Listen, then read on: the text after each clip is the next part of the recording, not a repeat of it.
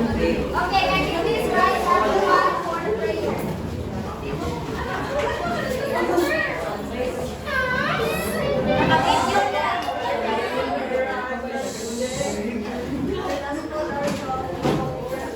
Together we say, in the name The of Father, the Son, the Holy Spirit. Amen. Heavenly Father, we come before you at the beginning of our class today. We thank you for the gift of life, for giving us another day to learn, to grow and to share. We are grateful for our families, teachers, and classmates, and for all the blessings we often take for granted. Lord, bless our teachers who will guide us. Give them wisdom, patience, and strength.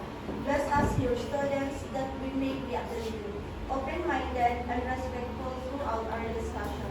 Help us to understand the lessons we learned today and use them for our future and for the good of others. At this moment, Lord, we also lift you our own personal prayers and intentions.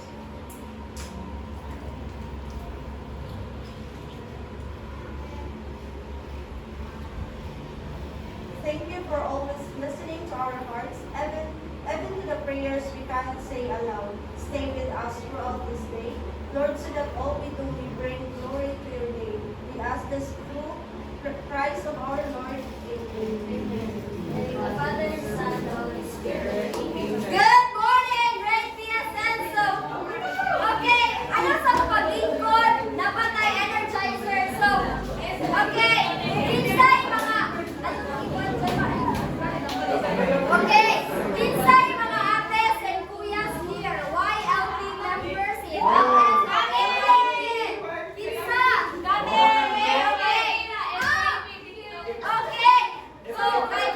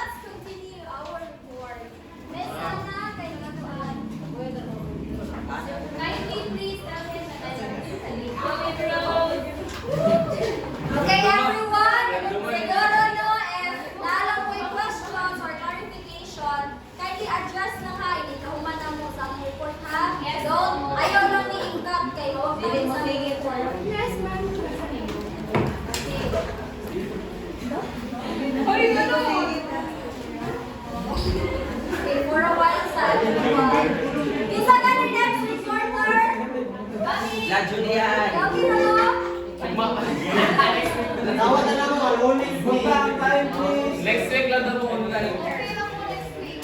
Wala kami katuon.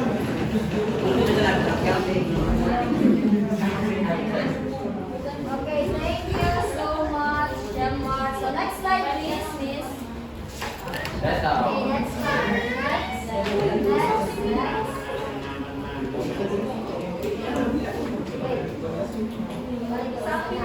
Okay, so, mag-start kami guys sa continue ni ko. So, asa taning staff ni Leo Carlos? Ano ima? Okay, live by God's believe that in the crucial role that culture play on cognitive development of the children, Piaget believed that as a child develops and matures, he goes through universal stages of cognitive development that allows him to move from simple exploration with senses and muscles to complex reasoning. So, naka-remember mo sa atong example, which is Miss Canuñera? Yes! So, ang ikuan ni Piaget daw, na as a learner grows down, he or she uses her senses. Okay. What are those 5 senses, guys?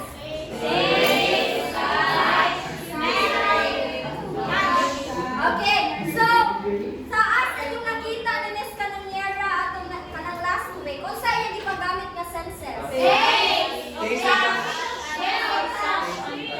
Okay, very good. So as a children daw grow, as a child grow daw, so ma-develop na iyang cognitive development. So they think more logically, nganong para tang asin, asa di ka ng asin. Nganong tamis ang gamay, nganong tamis ang gamay. Okay, so think na logically ang bata. So general na iyang pag-think. Okay, so ang asin di ay, gikan sa dagat, maunang parat. Ang gamay gikan sa sugar cane maunang tamis. Yeah. Okay. So as the bata grows, ang iyang senses magka-develop sad, di ba? Okay. So magkano ta sa activity ni Piaget? So let's continue sa activity ni Vygotsky. At atong 5 na among nakuan for the activities. 5 at 5 na kuan. Okay, kaya pareho kini sa front. Okay, please welcome. Go, Chacha!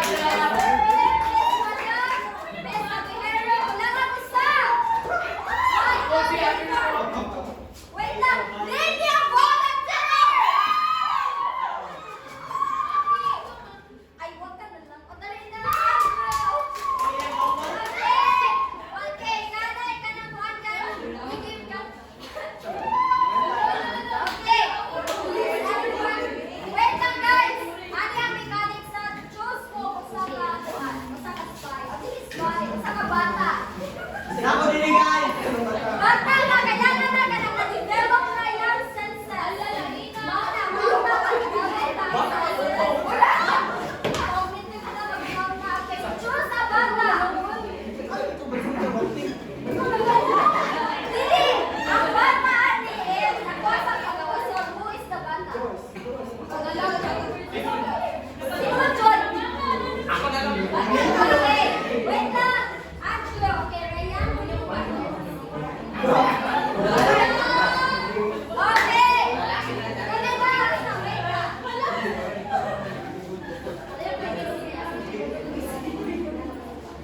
Okay, guys, listen carefully kay dahil na ako ang guys, familiar mo sa game na charade? Familiar mo? Okay, familiar mo? Sa mga ato ang buhaton. Maghatag na nila ang word na kamoy survive. Guys, maghatag mo ang words na sila ang mo act out. Then ang bata there, siya yung tag-ano kung sa tunga word or kung sa tunga pangitabo. Okay, so need ni ang kanang lisod-lisod na word ha. Ayaw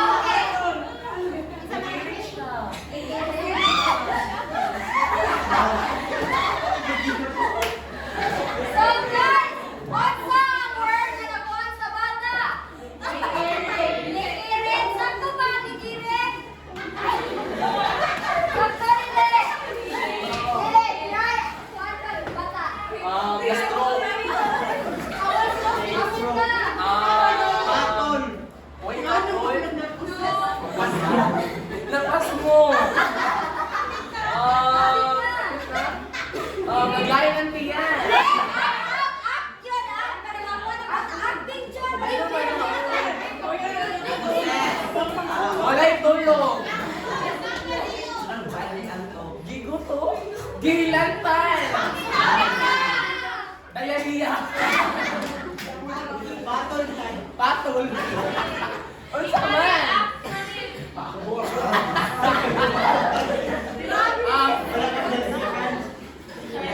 Gilantan. Impatso. Nagkumbulsyon.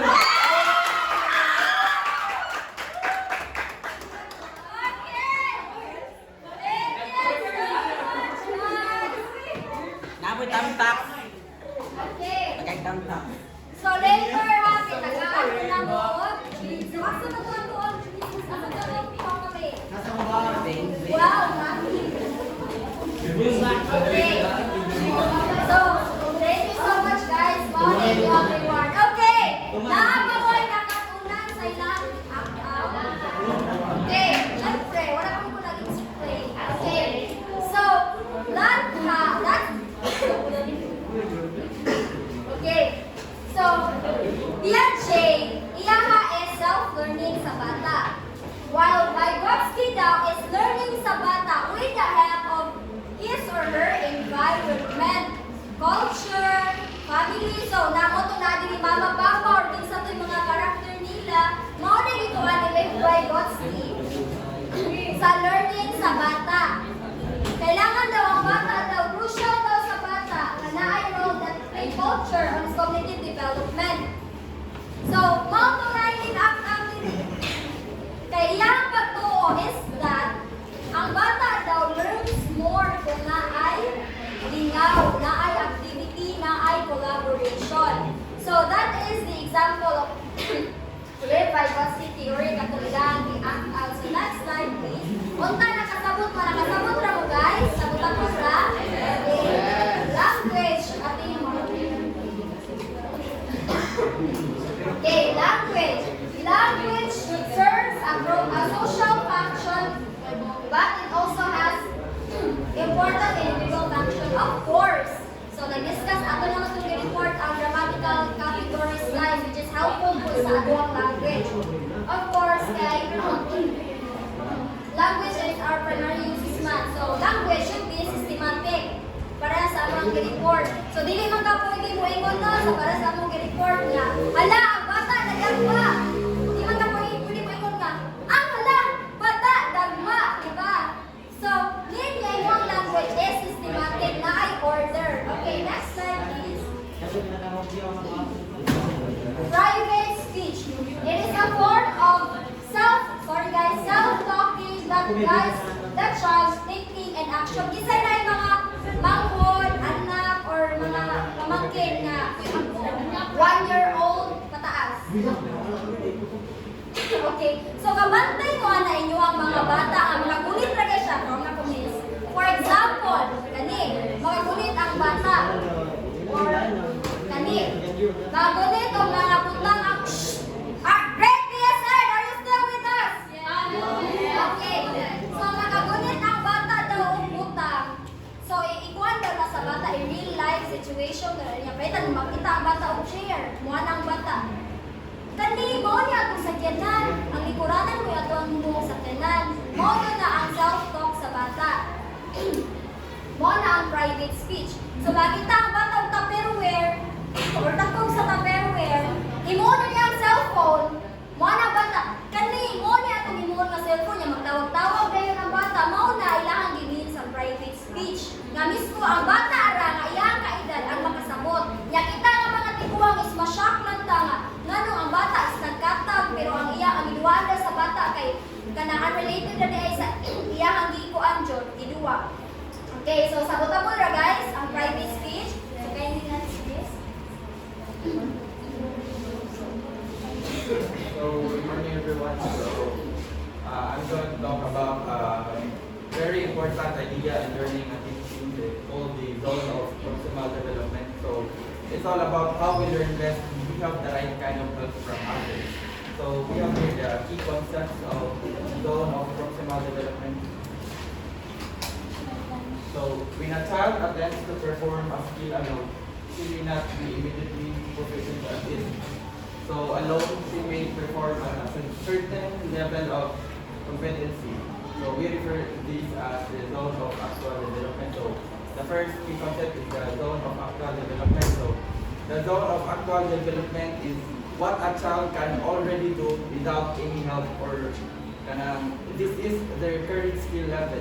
For example, ang bata is kamaon ang toothbrush siya kaulingon without any reminders and guidelines. So that's part of the AD. So however, with the guidance of a more knowledgeable others or the NPO, competent adult or a more advanced peer, the child can perform at a higher level of competency. So we have the NPO or the more knowledgeable other. So the more knowledgeable other refers to the who knows more about that skill. It could be your parents, teachers, it could be your classmates, and also a computer program. For example, ang bata is kabaw siya mo drawing of stick figure only. But when a teacher nag-guide niya or nag-show niya o ikaw drawing o kanang face figure, so yung drawing improve.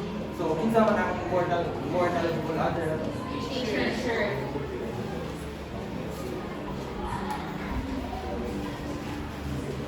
So the difference between what a child can accomplish alone and what she can accomplish with the guidance of another is what we refer to as zone of proximal development or what we call the CAD. So zone of proximal development is where the crucial area where learning and development occur. So nakakuha na kung concentric circle. Kailan mo concentric circle? So lingin na siya nga, dagan o but ano ba, lingin niya, napay-lingin niya. Alright, concentric circle. So it's a series of where represents the different levels of learners' capabilities. So first, in the innermost circle, we have the what a child can do without any help. So in the middle circle, we have the zone of proximal development. So what a child can do with the help of more knowledgeable others. So muna ang nasa una. And the outermost circle, we have the what a child couldn't do with even if they had support by the more knowledgeable others. So muna siya ang zone of proximal development. Next. So the support or assistance lets the child accomplish a task he cannot accomplish independently is scaffolding. So kamantay mo na mag-build o building, kaya na yung algorithms, kaya nang magay, so one is support. So scaffolding refers to the support given by the more knowledgeable other when the student is learning within the zone of proximal development. So scaffolding is not just doing the task for the child when he watches. It's not all about doing shortcuts for the child. It's all about it should be involved judicious assistance given by the more knowledgeable others so that the child can move from the zone of actual development to zone of proximal development. So, una ang scaffolding. So, scaffolding is when a teacher, parent, or peer gives a step-by-step task until they can do the task on their own. So it means breaking down the task into smaller steps. For example, teaching a child tie their shoelaces. So first, ang buhaton sa APO or the more knowledgeable other is yang buhaton ng task ng ang learner or ang child is magtanaw. So ang second is pagunito ang learner, then guide ang kamot sa bata sa more knowledgeable other. So ang third guide, pabayaan na mo siya na pero maghatag ako ng kids ang more knowledgeable other niya. Lastly, confident na siya, kuhan siya paulingon without any help. So, that's what scaffolding. So, that's what MKO scaffold. So, as learners become more proficient, able to complete tasks on their own, they could not initially without assistance, the guidance can be withdrawn. So this is called scaffold. So when a learner is confident, the helper or the more knowledgeable other reduces the support until it's no longer needed. So mga gitawag ko scaffold and face away techniques.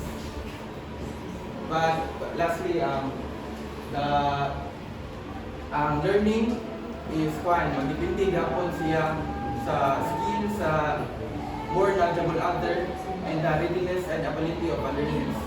And also magdepende gapon siya sa unsa kalisod ang kanang task nga gipabuhat. So that's all I think. So panday kanang continuation na siya sa socio-cultural theory by Vygotsky. So that's all.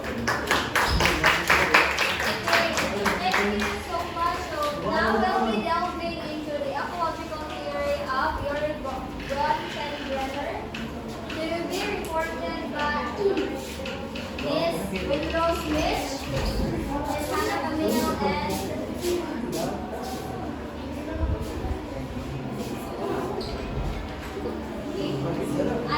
Miss Kim Pacquiao. So today I will discuss the Bronfenbrenner's ecological theory.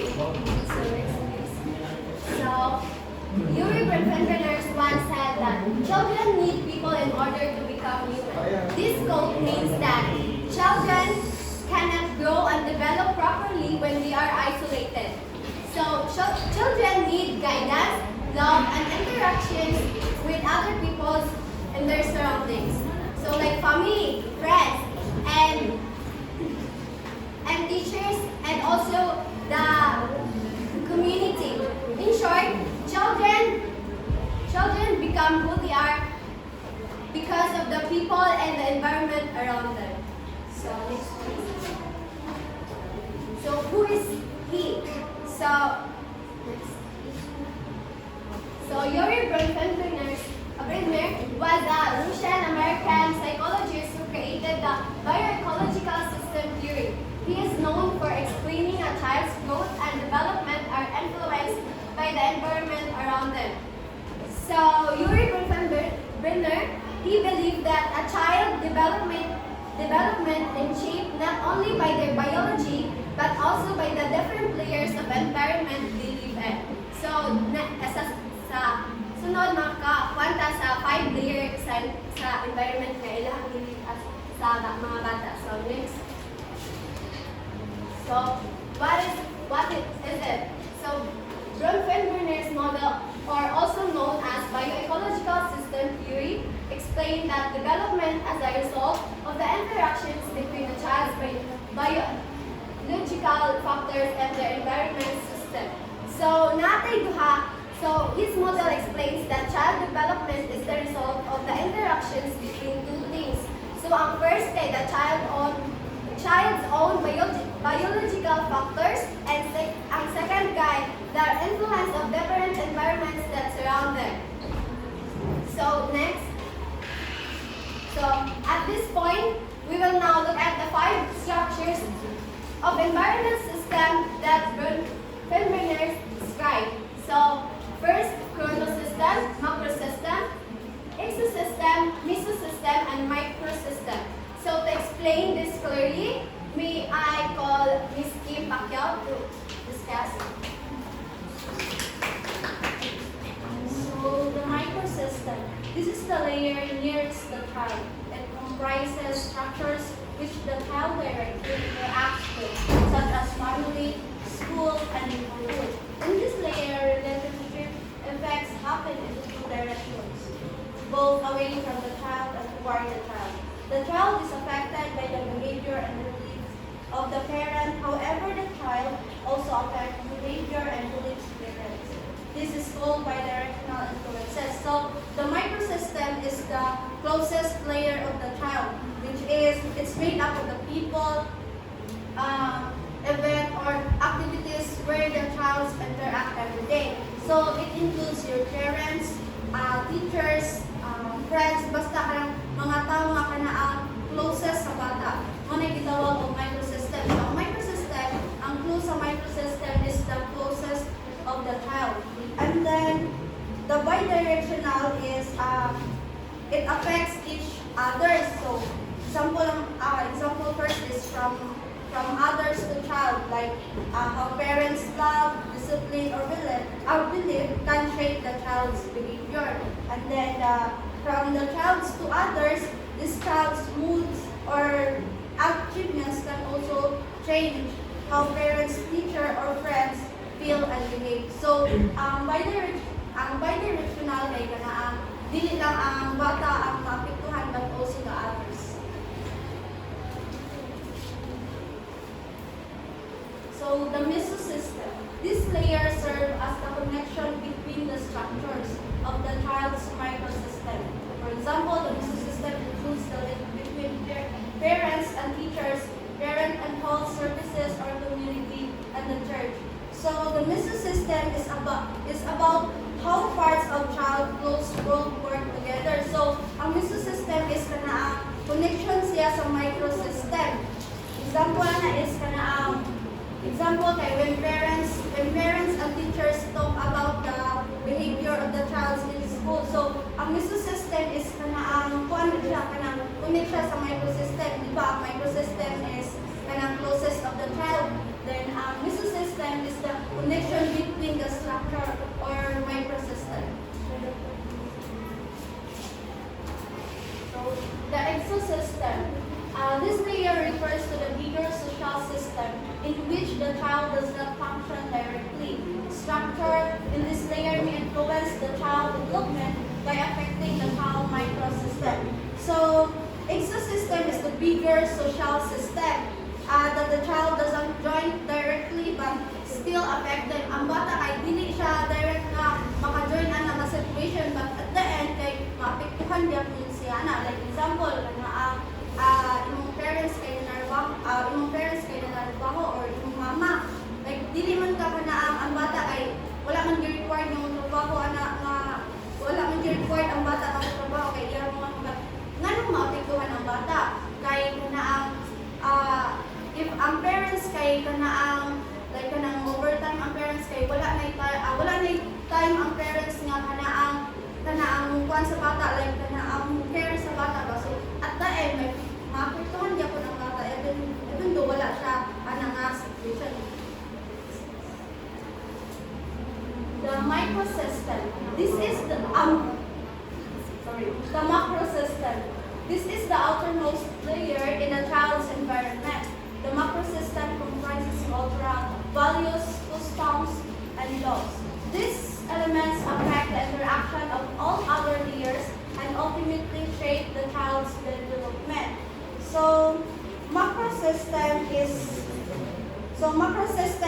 talk about the outermost layer. It talk about the culture, values, custom, and laws.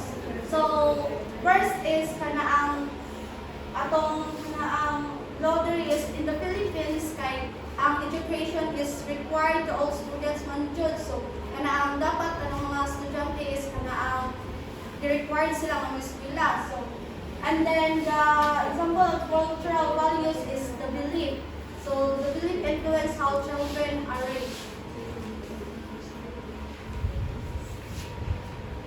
Then the chronosystem last. So the chronosystem covers the element of time as it relates to a child's environment. It includes life events or transition like puberty or parents' divorce. And their timing as children grow older, they may react differently to these changes and we learn to cope with them better. So the chronosystem is about life changes and timing. It's not just happen, but it happens in your life and how you handle it as you grow. So, example sa kano system, kinamantay ka na ang namantay kita ko nga big event and kana ang natural event. So, ang big event kay kana ang mga situation nga wala na to di ka na kuan yung mahitabo like divorce is kana ang big event mo ginad. So, ang bata while magkadako ang bata is kana ang ma-learn niya kung usaw niya pag-handle ang situation. And then natural events kay kana ang like kung dako ang bata mga ano na mga natural events. So, unsa ito microsystem kay unsa kay may clue sa microsystem? And then the mesosystem, the connection of the microsystem. Then ang exosystem is the bigger social system. Then the chronosystem is how microsystems like.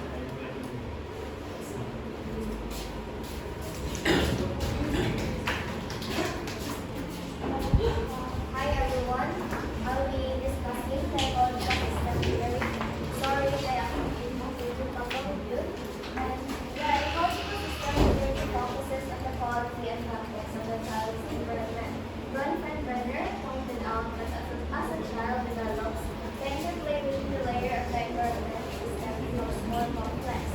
This theory helps us understand on how a person's surroundings and environment affects on how they grow and develop.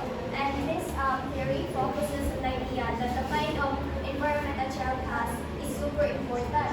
According to the theory, when a child grows older, all the different parts of their environment will also start to connect and interact in more complicated ways. These parts includes things like their parents, their school, the big society they live in, and their culture. And this means that every environment a child has is an effect of their development and how they grow. And the theory also shows that when the changes of the child will also the changes of the child goes through are the results of what environment they live in. And because of this, children who have different environment will also have different experiences. And there are 5 systems of ecological system which my classmate already discussed. So now let's proceed to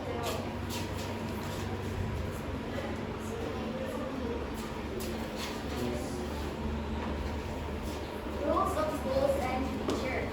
He concluded that the instability and unpredictability of family life is the most destructive force to a child's development. As we know, our environment plays a big role in how we grow up, and according to the theory, that the most damaging parts of the and affect the child's environment is when their family is not stable and predictable, and which means that children need more secure, steady and secure family environment for them to grow healthy and strong.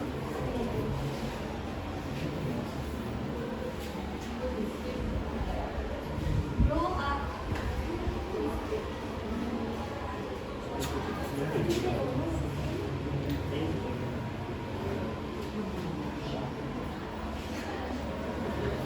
Bronfman Brenner believes that the primary relationship needs to be with someone who can provide a sense of caring that is meant to last a lifetime. This relationship must be fostered by a person of people in the everyday sphere of the child's influence. Bronfman Brenner also believes that the most important relationship for a person is a long-lasting one and someone close to them, such as a parent or a family member, which provide a significant care and support. That's all for Module 10. Now my groupmates will continue discussing Module 11.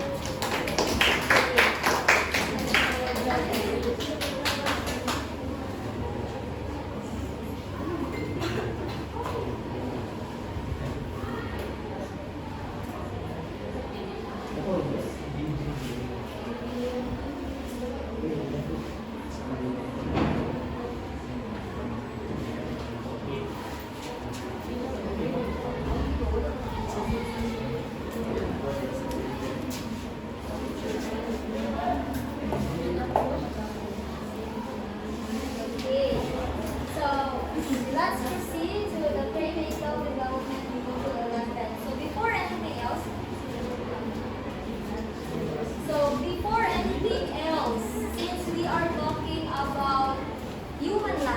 a baby before it was being born. So, naapoy pautana sa inyong stand about abortion. So, okay ba mo nga ma-legalize ng abortion sa Philippines? No. No. Is it even a yes? Can you raise your hand? Yes? Yes, Yes. No way. Yes. Anong No. It's like one of no. No. No. Okay, so ang atuwa ng ikuano is the abortion itself. Walay like sexual harassment kanay to abortion itself. Okay, isa din ko ng yes. Yan, isa ipaligal. Okay, may we hear your stand, Mr. Makasi. Okay. Yes. No. There is joy. Yes. May we hear your stand, please, sa abortion. Let's listen now. Formula ba yung sa abortion since kanang ang environment kaya hindi siya para lang hindi siya safe para sa bata kung ang mother and the parent themselves are not able to provide a child if they are not ready yet to raise a child.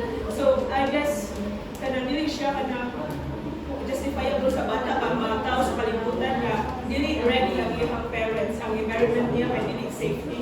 Dili po. Okay, wait, Jihad, but you don't contradict. Yes, I would honestly disagree for we all know that life is sacred. Life is sacred. So, dili na ito ikawan ng bata para mabuhi sa kalibutan. Dili sala sa bata na matawag siya. Yes!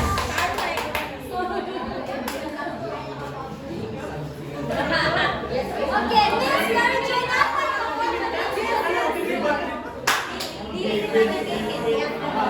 okay, Mr. Kasi ito, Mr. Gabi. Nakay ko na siya. No, in addition to what Miss Mary Joy said a while ago now, she agreed that we should legalize abortion. For me, I think I am also agreeing. I'm also agreeing we would legalize abortion. Why? Because of the society right now that we are lacking we're lacking with sex education. A lot of people, especially adolescent teenagers like us, are getting pregnant. Why? Because their lack of discipline to themselves, no? No, yeah. Ma-blame ang bata, yung dako ang bata, yung dako sa bata. Ma-blame ang bata, maglisod ang bata o gadak because ang iyang parents cannot afford his or her to raise that child, no? So, I think it would be okay. Jihad, ilan na ba tayo?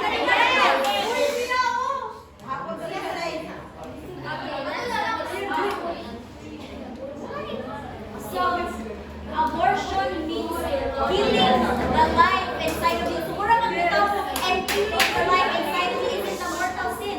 Dili sala sa bata nga, like what I've said before, dili sala sa bata nga matawag siya nga kanang siyang pagkatigaw sa imong ginikanan. Dili sala sa bata nga bukuin, like the hospital, dili sala sa bata. It's the parent itself na sala. Okay, Miss Martha.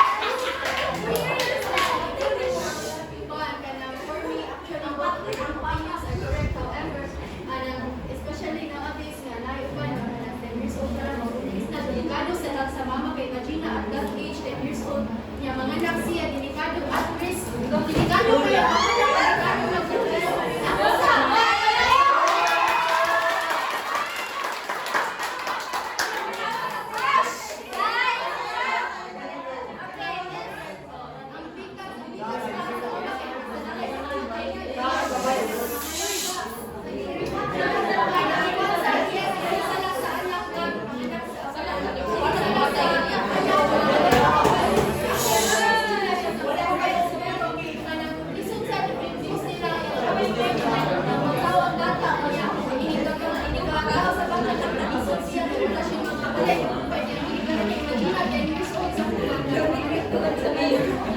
Okay, Miss, and you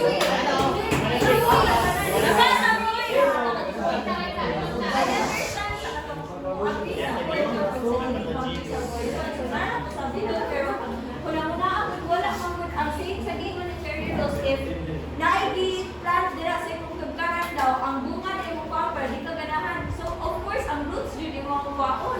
Okay! Okay, so that ends na. Yes!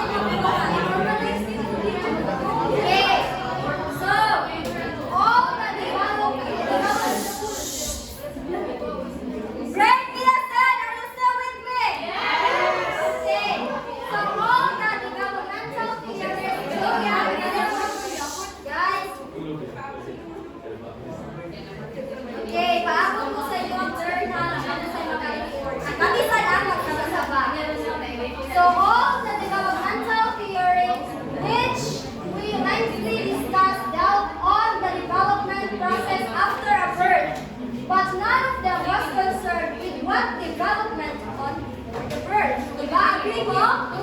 Sige, tag-school sa cognitive development sa bata. Pero nakauna-una katapunsa di ay life sa bata, sa food, sa tiyan, sa mother. Okay, so later on, makakuha na dyan ka, makatimbang-timbang na ta if unsa dyan ka to stand. Legalize abortion or not. So, before that, mag-report sa ta para natin better understanding sa business. Okay. Life before birth often referred to as the pre-existent or the pre-mortal life. It is a concept explored in various spiritual and religious contexts, suggested that a soul or consciousness existed before conception or physical birth. So there's a theory daw, guys, na ang bata daw, once daw na nanana sa tiyan sa mama is nananay life. Diba? Nananay life. Kabantay mo anong parents ato ang mama is maminaw og music nindot nga sa tiyan sa bata. Kaya ang bata sa daw is mura na siya og maminaw, mag-learn na siya kung sa'y nasa iyang environment. So next please. Okay. The stages of prenatal development to be discussed. Right? Okay. The prenatal development is divided into 3 periods: the germinal, the embryonic, and the embryonic and the fetal development. So next one. Okay, what is the one for this? So, guys, dili ta maglalis og kinsay nga una, itlog ba or manok. Kaya kita tanan gikan na sa itlog. Mao ni ato ang daw 0 to 2 weeks. Nga baba ha. Okay, sa imo dili ta maglalis guys og kinsa jud naguna. Ang itlog ug manok kay tanan ta naguna sa itlog.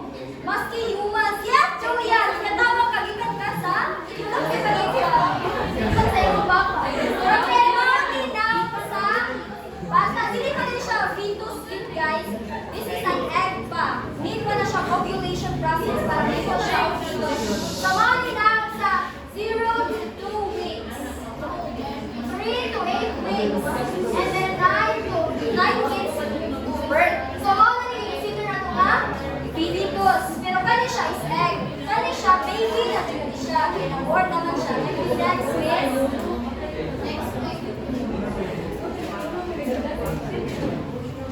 Okay, the germinal period. First 2 weeks after conception.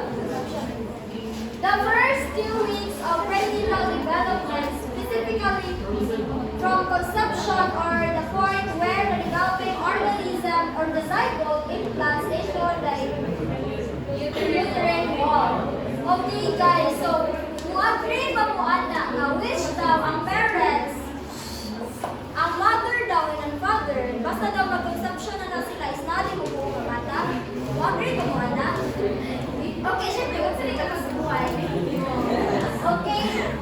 Okay guys, so ang explain rin, a while na nilita ko ka consumption sa mama and papa, nanay na po, the egg itself, or dali siya, how ni uterine wall sa ato ang parents.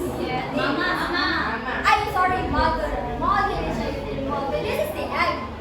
So why daw ang bata, ang egg di ay is makuha na siya, ma-implant into the uterine wall, mo na siya mag-process na iya ang germinal period. Which is, ang germinal period is egg pa na siya. Mo na ang makabantay ko nga, ang tiyan sa mama, kay bisan 4 months, dili pa maklaro ang tiyan. Because egg pa, ang bata, germinal period pa na siya. Pero magtubo na ang tiyan sa mother is 5 months to 9 months, wala na, magtubo na. Kay fetus naman na, baby naman dyan na ang iwan sa mother. Baby, next is 3 months ago. Okay, in the germinal period, the differentiation of cells already begins as inner and outer layer of the organisms are formed. Last to see, and trophoblast. So, ang blastocyst is a ball of cells that form early in a pregnancy, about 5 to 6 days after a sperm fertilizes an egg. Okay guys, so dili man na egg itself sa mother ang magsugat. Nasa na egg ka ng egg sa father. Sperm. Sorry. Egg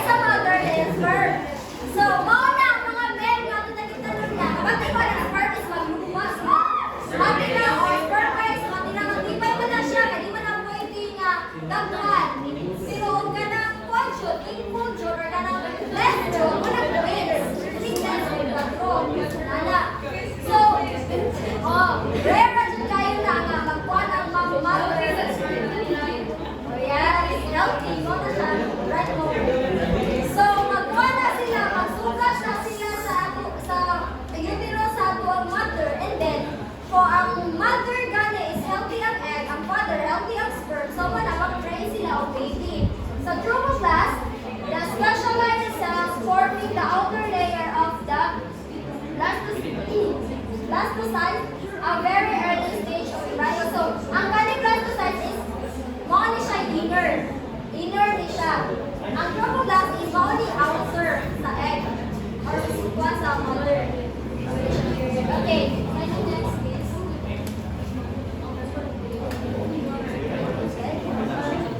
the blast is the inner layer of the cells that develop during the germinal periods. Develops later into the embryo. The trophoblast, the outer layer of the cells that develops also during the germinal period, later provides nutrition and support for the embryo. Okay, guys. Okay, narasan. Okay, guys. So, ang bata daw, as mag-kuhan sila or ang kuhan sa mother of egg, so as mag-grow siya, na siya yung process na agian, ang trophoblast, kay mauna siya hinungdan nga nung mag-grow ang bata sugod sa mother. It is because ang trophoblast is mauna siya mag-filter sa mga nutrients into the baby. Dili man na learn mo lang ang sa bata. Mag-i-filter man na siya may muhatag og nutrients, siya may muhatag og support ngadto ma-fertilize ang usa ka egg into a fetus, then later on into a baby. Okay, next is okay, they were here to be discussed by Miss Jillian Morayo. Good day, everyone. I am Julia. Today I will be discussing about the embryonic period. So, embryonic period begins 2 to 8 days after conception. We all know what is conception, di ba? Ilan na conception?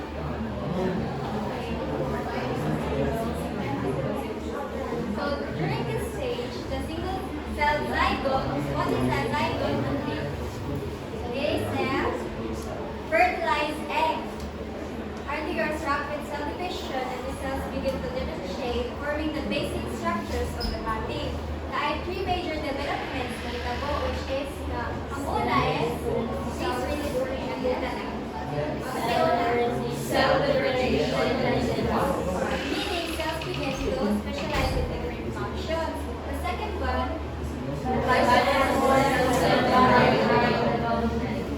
like kung mo, bigyan na siya for the placenta and umbilical cord. We all know what unsa na siya, no? And later on, you will know unsa na siya. The third one is organ appear. Major organs start to appear, setting the foundation for further growth. Next please. Muna din siya ang buwan development. Sa first month is just beginning to take shape. Gamay pa din siya, no?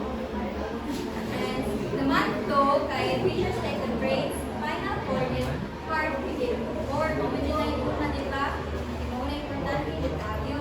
And by month 3, the embryo has a growing fetus which with basic veins and organs were clearly defined.